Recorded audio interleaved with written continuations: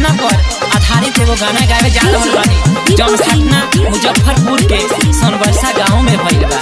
तरवा लोग सुने। शहर मुजफ्फरपुर में भइल बा घटना हो।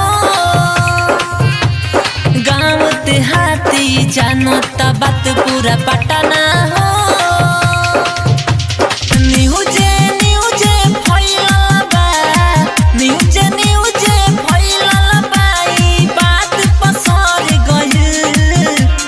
लड़की के रहे दीवाना ओकरा दुआरे पजर गइल।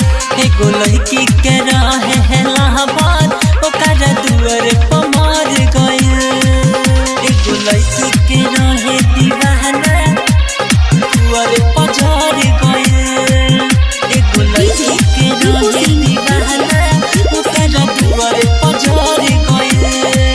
2-4 साल के उ रहे प्यार एक दिन में भइल पराचार।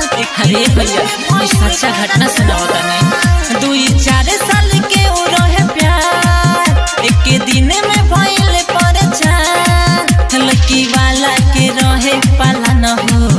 एगो निर्दोष के ले लिहलस जान हो। खोजता पुलिस मुजरिम के, खोजता पुलिस मुजरिम के सब भाग सहार गइल। एगो लड़की के रहे दीवाना ओकरा दुआरे पजर गइल। एगो लड़की के रहे हेलाबाद ओकरा दुआरे पमर गइल।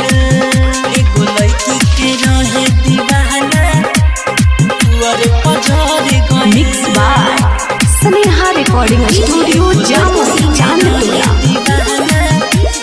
दुआरे पजर गइल।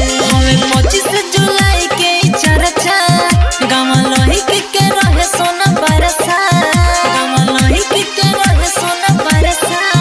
हमें 25 जुलाई के चर्चा गाँव लहिकी के रहे सोना बरसा। नहीं ओकरा तो कुछो बुझाइल। खुलेआम सरेआम पिटाइल। रितेश बलमुआ प्यार के सुजीता बाबू प्यार के बात के दहशत बढ़ गइल। एगो लड़की के रहे दीवाना ओकरा दुआरे पजर गइल।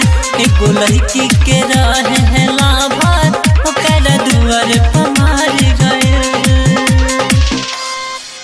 संगीत रिकॉर्डिंग स्टूडियो पक टोला बाजार।